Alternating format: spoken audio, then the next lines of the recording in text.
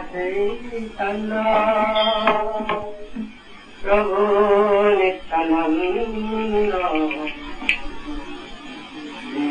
श्री गदाधर शिवासादि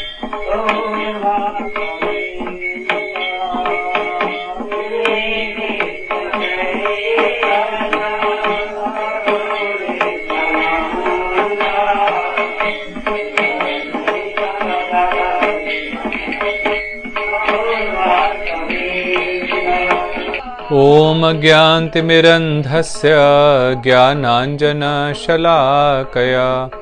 चक्षुरुन्मिलितं येन तस्मै श्रीगुरवे नमः।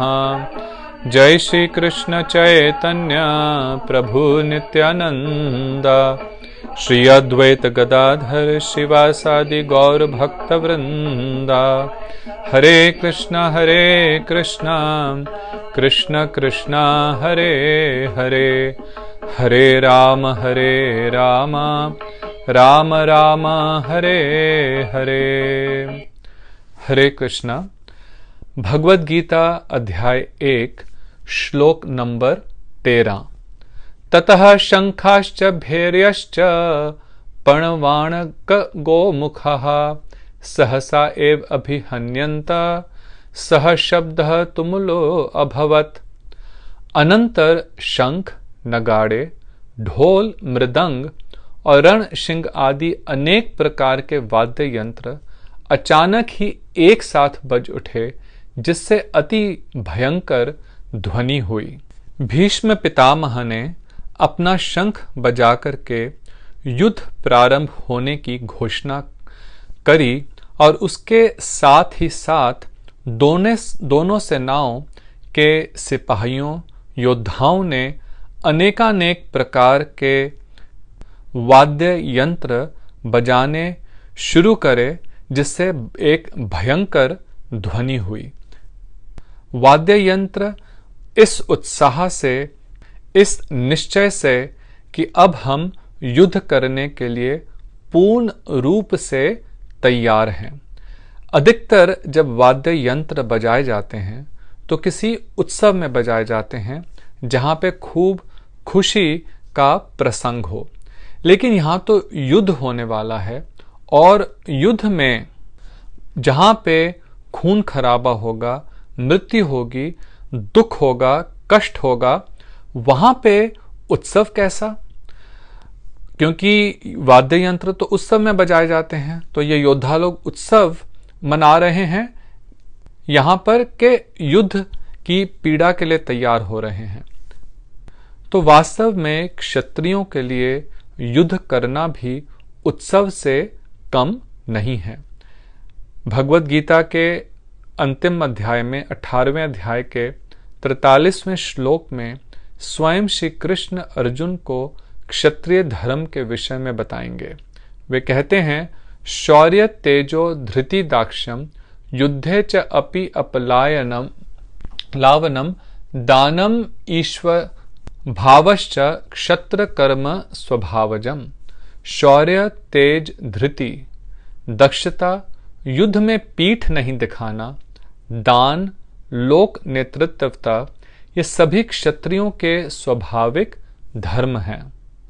अर्थात युद्ध के लिए हर समय तैयार रहना, अपने धर्म की, अपने देश की, अपनी प्रजा की रक्षा के लिए एक क्षत्रिय हर समय तैयार और तत्पर रहता है। यही उसका मुख्य कार्य है। और जब उसे अपनी शूरवीरता दिखाने का मौका मिलता है अपने देश की रक्षा के लिए, तो उसके लिए इससे बढ़कर के उत्सव और कोई नहीं है। तो इसी शौर्य की, इसी युद्ध कौशलता की उत्सव की तैयारी में, उस उत्सव को सेलिब्रेट करने के लिए जितने भी योद्धा थे, वे सब के सब अपने अपने वाद्य यंत्रों पर स्वर छेड़ने लगे।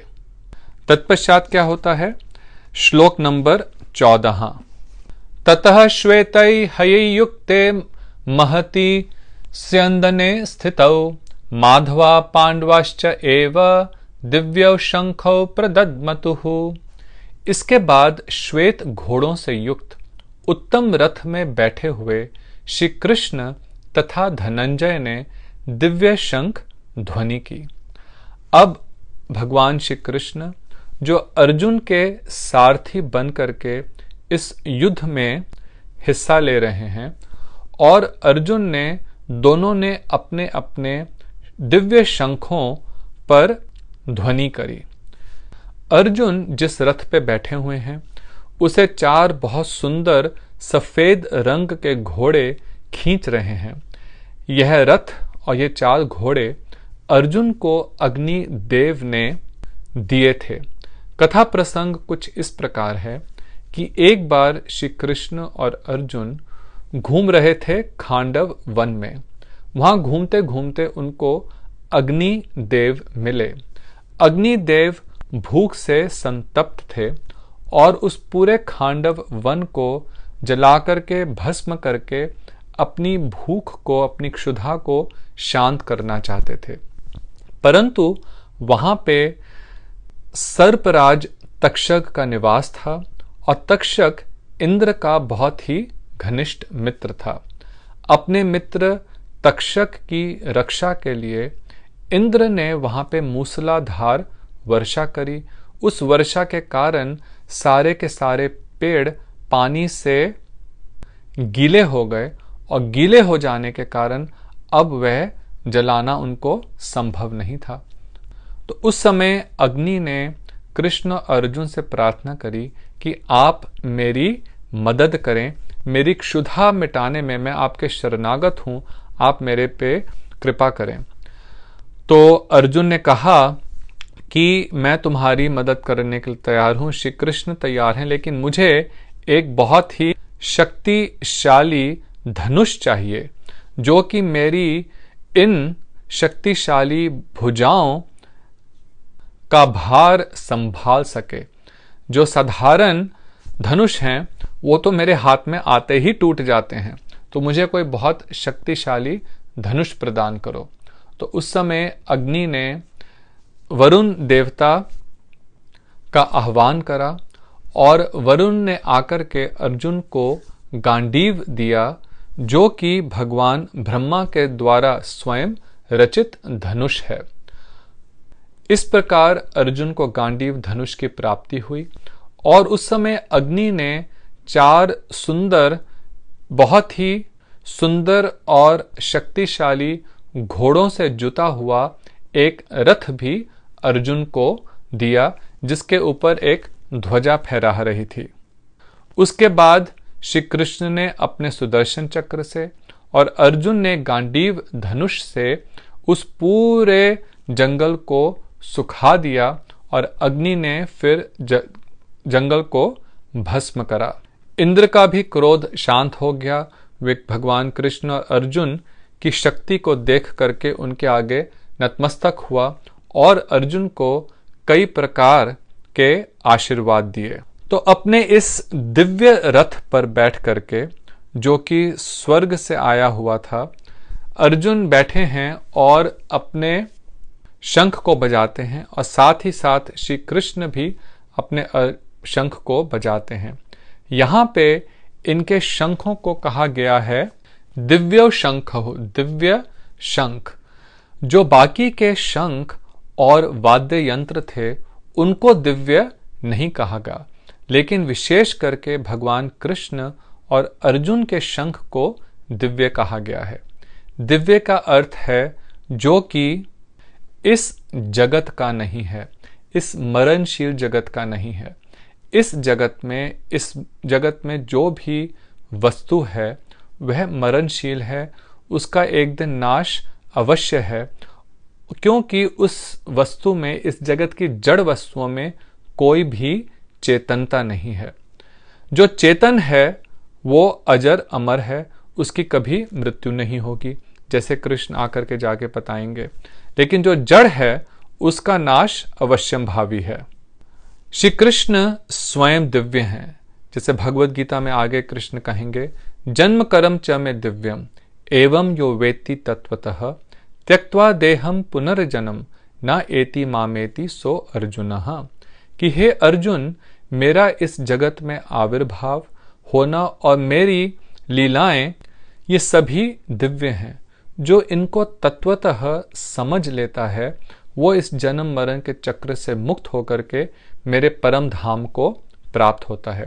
श्री कृष्ण स्वयं सच्चिदानंदमय हैं, दिव्य हैं, इस जगत के नहीं हैं, मरणशील नहीं हैं और उनके द्वारा प्रयुक्त हर वस्तु दिव्य है, सच्चिदानंदमय है, मरणशील नहीं है। और भगवान की लीला में जितनी भी इस प्रकार की वस्तुएं प्रयुक्त होती हैं वह सब भगवान की एक विशेष शक्ति, जिसको संधिनी शक्ति कहते हैं, उनसे प्रकट होती हैं।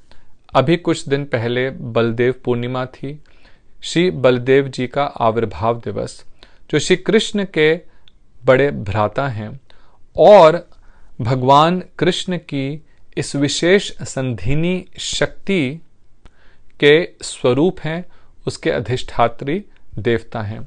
स्वयं भगवान बलदेव ही भगवान के धाम और भगवान की लीलाओं में प्रयोग होने वाली हर वस्तु, उनके वस्त्र, उनके खाने की प्लेट, उनके सोने का बिस्तर, उनके पाँव में पहनने वाली पादुकाएं, हर प्रकार की उनकी लीला में जो वस्तु इस्तेमाल होती है वो भगवान बलदेव का ही प्रकाश है।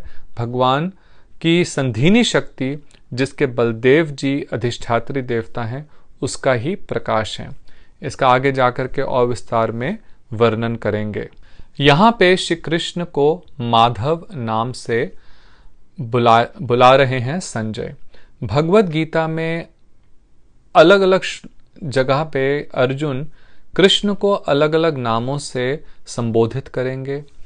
भगवान के नाम जो हैं उनका हर नाम का बहुत ही गूढ़ अर्थ है। भगवान के कई नाम उनके गुणों से संबंधित हैं और भगवान के अनेकानेक नाम उनकी मधुर लीलाओं से संबंधित हैं। जैसे जैसे इन सुंदर दिव्य नामों का अलग अलग श्लोकों में रेफरेंस आएगा तो हम उनका संक्षेप में वर्णन करके भगवान के इन सुंदर नामों के तत्व के अर्थ को समझने का प्रयत्न करेंगे। भगवान के इन दिव्य नामों का उच्चारण करने से जीव इस जगत के, इस जन्म मरण के चक्र से मुक्त सरलता से हो सकता है। माधव का अर्थ है जो माँ अर्थात श्रीमती राधिका के प्रिय अथवा स्वामी हैं।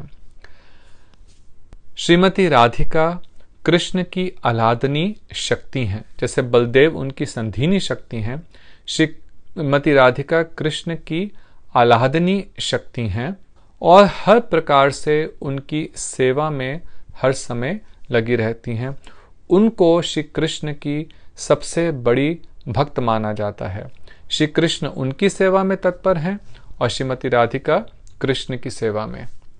तो जिनके प्रिय श्री कृष्ण हैं उन श्रीमती राधिका के प्रिय हैं माधव। माधव का एक और अर्थ महाभारत में बताया गया है। उसमें कहते हैं मधु विद्या अवबोधत्वात् धावतवद वह श्रीह अनीशम मौनात् ध्यानात् च योगः च विद्धि भारत माधवम। माँ का अर्थ होता है मौन, ध का अर्थ होता है ध्यान और व का अर्थ होता है योग। अर्थात वह भक्त तपस्वी जो भगवान को मौन द्वारा, यहां मौन का अर्थ यह नहीं कि जो व्यक्ति कोई भी शब्द का उच्चारण नहीं करे। मौन का अर्थ है कि भगवान के नाम, गुण, लीला, कथा के अतिरिक्त अपने मुख का किसी भी और शब्द के उच्चारण में प्रयोग ना करे। इस प्रकार के मौन भगवान की लीला, नाम और कथाओं का जो नित्य ध्यान और अपनी इंद्रियों को भगवान से जोड़ना भक्ति योग के द्वारा, सो मौ ध व, मौन, ध्यान और योग के द्वारा जो भगवान से अपने को जोड़ता है, इसको, ऐसे ईश्वर को माधव कहा गया है। अर्थात इसके द्वारा ही भगवान को पाया जा सकता है। हरिवंश पुराण में माधव का एक और अर्थ भी दिया गया है। माँ विद्या च हरेः प्रोक्ता तस्य ईशा यतो भावम तस्मात् माधवः नमसि धावः स्वाम इति शब्दितः। अर्थात हे हरि, आप दिव्य ज्ञान के स्वामी हैं, इसलिए आपको माधव कहा गया है। माँ का अर्थ है दिव्य ज्ञान और धव का अर्थ है स्वामी। तो माधव का अर्थ है दिव्य ज्ञान के स्वामी। इन माधव ने जो शंख बजाया, उस शंख का क्या नाम था, उसके पीछे क्या कथा है। अर्जुन ने किस शंख को बजाया, उस शंख का क्या नाम और उसके पीछे क्या कथा है, यह अगली बार हम लोग वर्णन करेंगे। तब तक के लिए हरे कृष्णा, राधे राधे। आपका दिन बहुत ही मंगलमय हो।